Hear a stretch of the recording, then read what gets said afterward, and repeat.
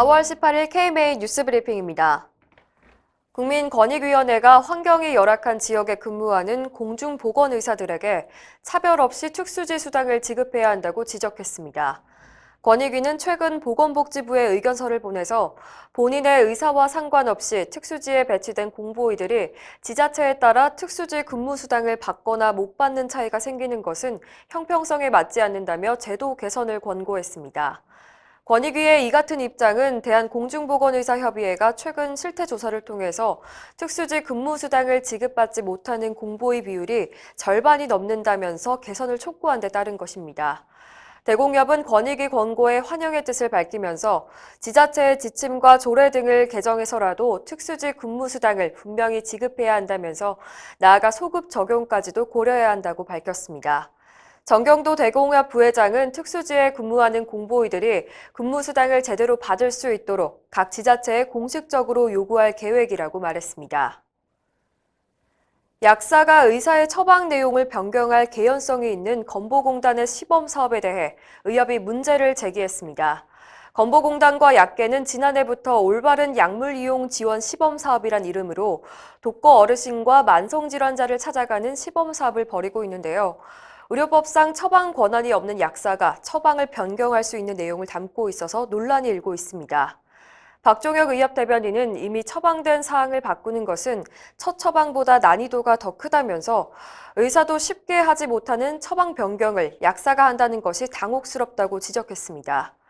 박 대변인은 의사가 주도하는 모델로 설계를 다시 해야 한다면서 건보공단이 참여를 요청하면 참여하겠다는 의사를 밝혔습니다.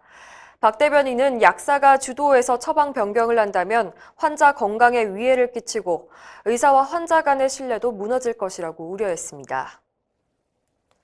일부 요양병원이 당직 한의사 채용 공고를 내면서 단순히 사망 선언만 하면 된다는 문구를 넣어 무리를 빚고 있다는 보도입니다.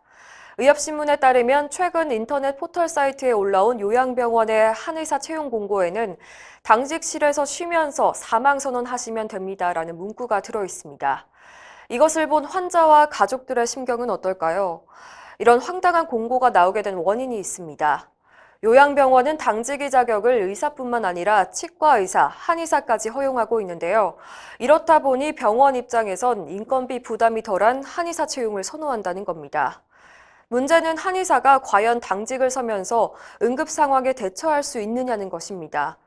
보도에 따르면 일부 요양병원에서는 한의사가 혼자 당직을 서다 응급 상황이 발생하면 혼자 감당할 수가 없으니까 의과 의사의 도움을 요청하는 웃지 못할 상황이 벌어지고 있습니다.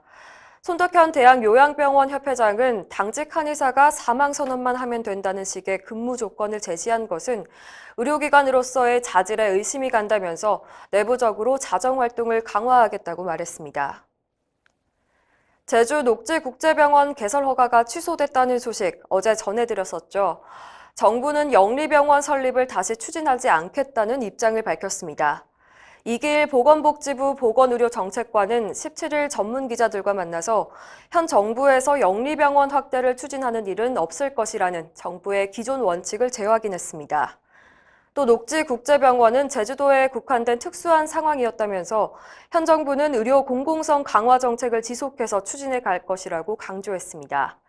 낙태죄 헌법 불합치 결정 이후 의사들이 낙태 진료 거부권을 보장해야 한다는 목소리를 내는 것에 대해서는 현행법이 살아있는 만큼 법 개정 전까지는 현행 체계를 유지할 수밖에 없다는 입장을 밝혔습니다. 다만 보건복지부에 의뢰된 총 4건의 낙태의사 행정처분권은 처분을 보류하고 있다고 전했습니다. 정부가 교육과정을 통합해 의사와 한의사 복수면허자를 배출하는 방안을 추진하기로 했다는 언론 보도와 관련해서는 여러 단체가 참여하는 협의체에서 결정할 사안이라면서 결과를 예단할 수 없다고 선을 그었습니다.